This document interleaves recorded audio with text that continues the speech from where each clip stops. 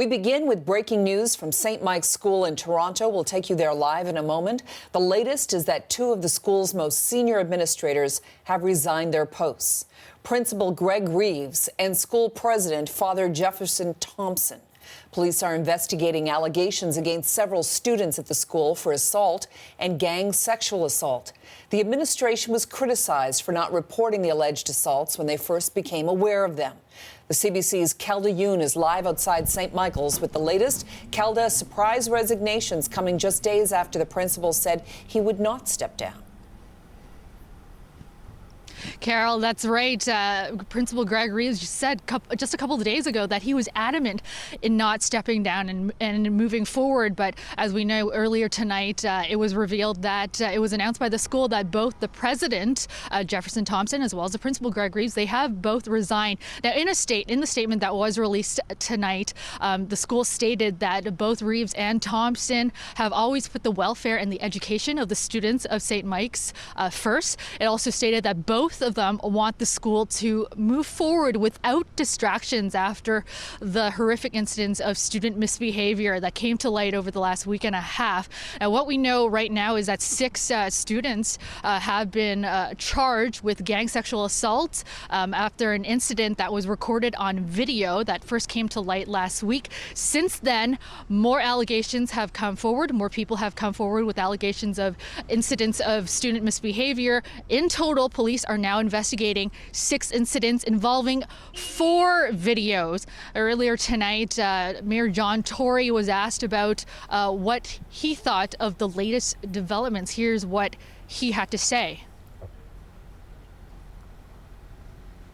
In the end, when you're in a position of leadership, you have to take a degree of responsibility, and sometimes that includes resignation. And I think it also allows, when it happens, a new chapter so that you can put some new leadership in place. They can make sure that all the changes that need to be made are in fact made, and learn the lessons from what can be seen here as nothing other than a real tragedy for everybody concerned. Father Andrew Leung has been appointed by the school as the interim principal as the school looks for permanent replacement. Now, Father Andrew Leung was a former teacher at St. Michael's. As well, the 2 vice principals will now be acting as principals of the school in the meantime. The school has also come up with an action plan moving forward. They say that they will be setting up an anonymous phone line for students in case they want to call in to report any incidents of student misbehavior that they have experienced, seen, or heard.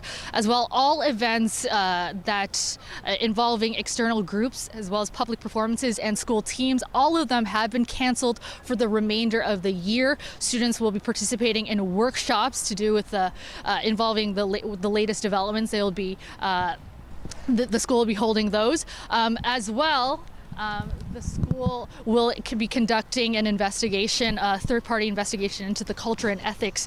This includes the traditions and the rituals at every grade level of the school. All right. Back to you, Carol. Kelda, thank you so much. Kelda Yoon reporting from outside St. Michael's College School in Toronto for us tonight. With these resignations comes the question, is it enough to deal with what some are calling a crisis of culture at St. Mike's? Joining me now is Jean-Paul Bedard. He is a former student at St. Michael's who experienced sexual violence at the school when he was there in the 1980s. He is now an advocate for survivors of sexual violence. Jean-Paul, welcome to you. Thank you for having me, Carol. Okay, what's your reaction to these resignations? Well, I think like most people who have been following this story, I'm not at all surprised. The administration has been behind this story from the very beginning, and it just seemed to be a natural course of events that they finally were removed from their positions. Let's hope that they're going to have some change in that organization now. Okay, so when you say it's natural in this course of events, what do you mean? Why does it seem natural to you that these 2 men would step down? Well, like from the outset, it was apparent that there was a systemic breakdown here. When we learned, I think on Tuesday, that the principal had been in possession of that video, and from all accounts, it was an extremely graphic video. It did not take an expert to realize that it was a sexual assault that was being seen on that video. And the fact that it was not the administration's default position to reach out to Children's Aid and to the Toronto Police Services immediately before launching an internal investigation, to me that speaks volumes to the culture in that institution. At the time, and since, the principal has said it was because the victim's mother was out of town and he wanted to give the child time to talk to his mother. Well, I can tell you, as I'm a survivor of both childhood sexual abuse, and I also experienced a sexualized hazing incident during my time at St. Mike's, that it is very atypical for someone who's been impacted by sexual violence, especially a minor, to take the initiative to disclose and to reach out. And that's the whole purpose of having a protocol, that when you are, your job is to care for minors, such as the school in this situation, your job is not to wait for the minor to initiate that contact to the police or to any kind of trauma assistance. You are supposed to intervene immediately.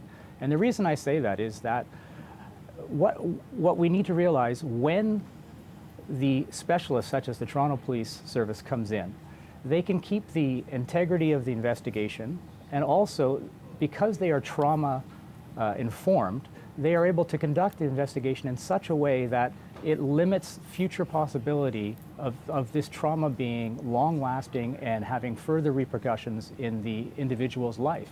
And I think that the school let this child down, and they let his family down. Yes, as I understand it, well, now we're learning that, in fact, it's not like one investigator comes in. The police and the children's aid societies from Jewish organizations, Catholic organizations, Christian organizations, and nurses, etc. There's a whole trauma team under one roof, as it were, who are working together as child advocates in a case like this. Yeah, and I think it really has nothing to do with whether or not the principal had this child's interest at heart, and I'm sure he did. The fact of the matter was, St. Mike's is not equipped to respond to trauma. And that's what this individual and it sounds like many other individuals in this institution have experienced. And so there are systems in place for that. And as a former educator myself, I'm aware of that protocol. And I find it unconscionable that a principal and the senior administration would not be aware of what was going on. Jean-Paul, are you comfortable discussing what happened to you at St. Michael's College? Sure. I mean, it was an incident that happened when I was on the football team in grade 9, and it was very, new into my time at St. Mike's. It was in the first 2 months of my time there, and it was a similar incident where I was alone in the locker room after football practice, and a few of the boys caught me quietly, and there was a sexualized, violent incident that occurred. And I know from my own experience there that this was not a one-off situation at my time at St. Mike's, but it was something that people didn't talk about. Right. So did you report it? No, absolutely not. And in fact, it wasn't I had mentioned that I had been a victim of sexual violence prior to coming to St. Mike's. And I didn't even disclose that to my wife until we had been married for 26 years. And in fact, I didn't talk about any of the stuff that occurred at St. Mike's until the story broke last week. The problem being that even someone like myself, who is aware of the impacts of trauma, and I've had extensive trauma therapy, and I now work with other survivors and advocate in this field, I had dismissed what had happened to me as just a boy's ritual. And that, to me, speaks volumes to the impact and the pervasiveness of this culture within an institution like St. Mike's. So here's what I'm thinking, listening to your story, is it happened to you in the 80s. We're finding out about this situation now. I mean, has this been normalized? Is this part of the culture at this school? Well, I think in any type of a situation where you have an elite academy, and that's what St. Mike's is. St. Mike's is an elite academy. They have a long tradition of being a community leader, not only in sports, but also in academics. And what happens when you get in this culture, it's a very insular culture. And then within the institution itself, you have sports being the focus. And so the 8 to 10% of the student body who happen to be on one of these elite sports teams, they are even at a higher level within this stratified community. And there's so much pressure on these kids. Let's be honest here. These are not men. These are kids. And I think from the alumni standpoint, from the school administration standpoint, they're putting so much extra pressure on these kids. It's a hotbed of potential problems, and that's what we're seeing. Okay, so what has to change here? What do you want to see going forward? Well, one of the big problems with St. Mike's and other institutions like this, in my opinion, is that it's an old boys network. A lot of the faculty are former alumni, and so when a problem like this comes out, they're ill-equipped to deal with it because they are within the culture. It's like the fish don't recognize the water they're swimming in.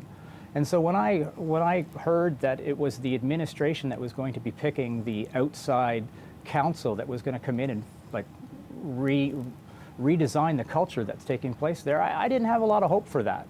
And so I think that St. Mike's is on the precipice of potentially having a huge impact in this field. If we believe that St. Mike's is a community leader in this city, and I do believe it is, I think they have the responsibility right now to seize this moment. And let's have St. Mike's show other institutions like this how we can break down this systemic bullying culture that we're seeing in these schools, how we can eliminate the toxic masculinity that is perpetuated in these institutions. And then we can really have St. Mike's be the school that we're proud of in our city. And I hope that's the direction that this big step is moving towards. All right. Jean-Paul Bedard, former student at St. Michael's College School and advocate for survivors of sexual violence. Jean-Paul, thank you so much for joining us tonight. Oh, thank you, Carol. Tonight, the police investigation into the allegations continues. The boys charged are out on bail, awaiting their next court appearance. But since the public first became aware of the situation, more disturbing aspects of the case came to light. Sarah Galashan joins me now with the timeline of events that has led to these resignations tonight. Sarah. Well, Carol, of course, we know this whole scandal goes back to a week ago Monday. But remember, it was days later that the public and even the police started to understand just how serious the situation was. Let's go through this timeline, starting with Monday, November 12th. That's when there were two videos that surfaced. Now, the one was related to hazing in the washroom. Police were called. They offered advice as to whether or not to pursue it as an assault. A second video then, the same day, surfaced in the evening. That incident related to something that happened in the locker room. There was no call to police. So then the next day, the Tuesday, the school does its own investigation into this.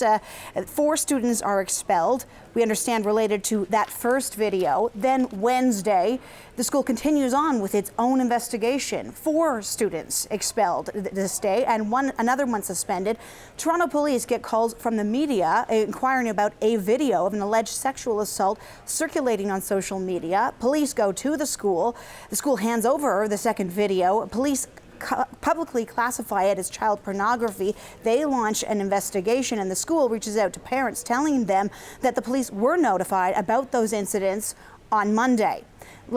So then go to Thursday. So this is last Thursday, November 15th.